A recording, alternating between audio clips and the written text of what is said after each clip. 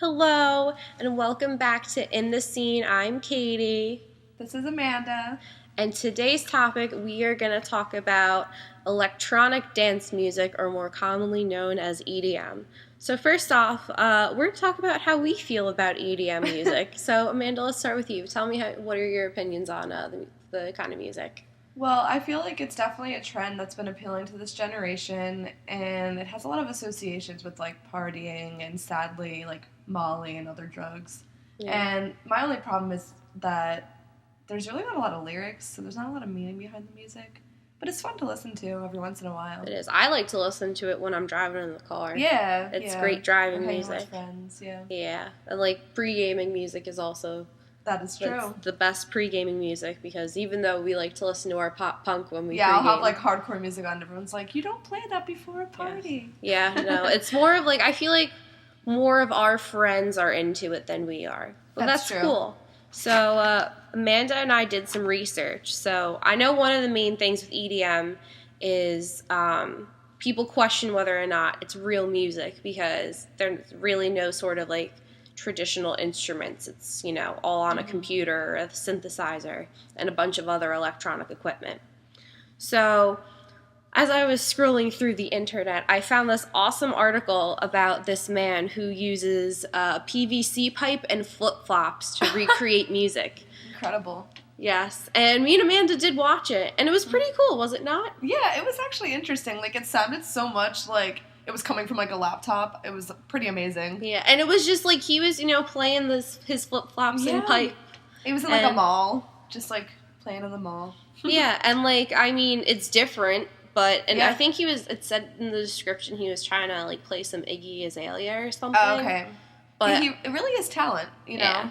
The fact that you can do that with those materials, like, and make that sound. And I guess in that sense, that like that is where like the musical contact comes in, with all like the different, like, getting your pitches right and getting it, True. to match pitch with the sound that you want. So I guess right there, that's your musical element. That is true. If you think of it in that kind of perspective, rather than just pushing buttons. Definitely.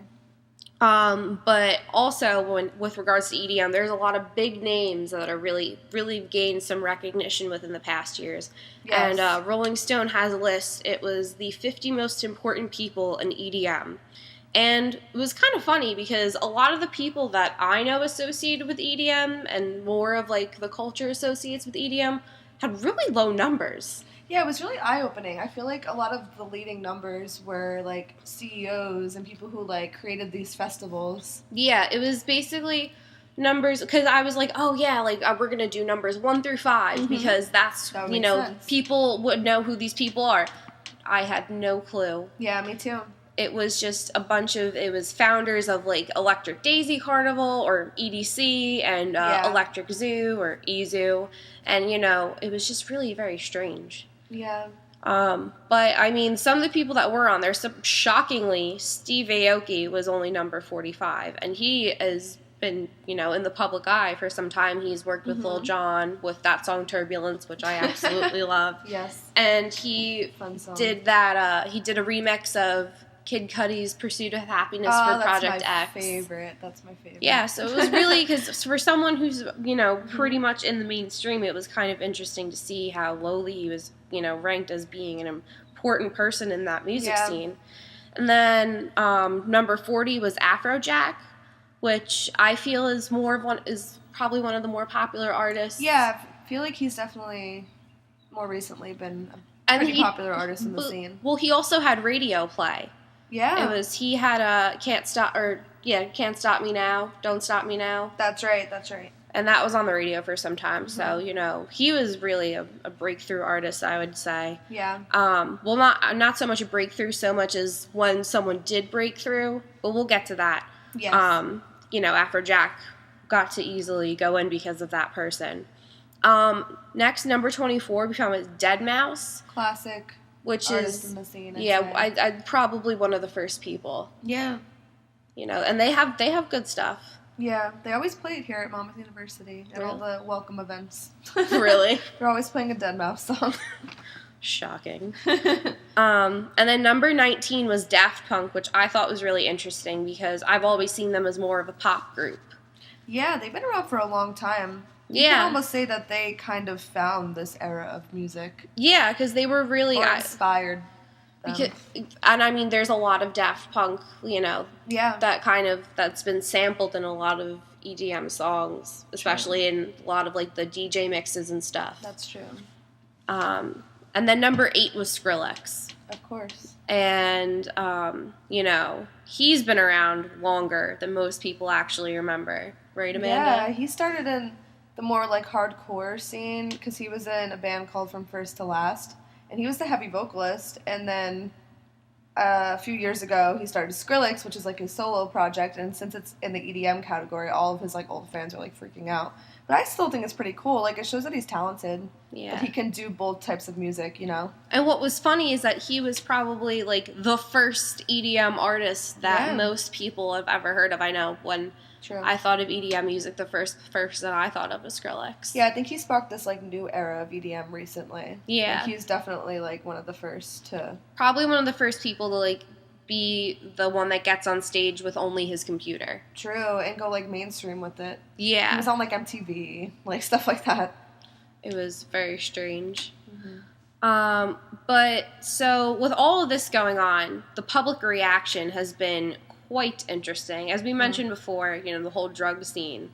So, the wonderful people over at Izu made this video for the people that were going to Izu, and what my cousins actually went, and my aunt told me that in order to get into the show, they have wristbands that activate when you go in.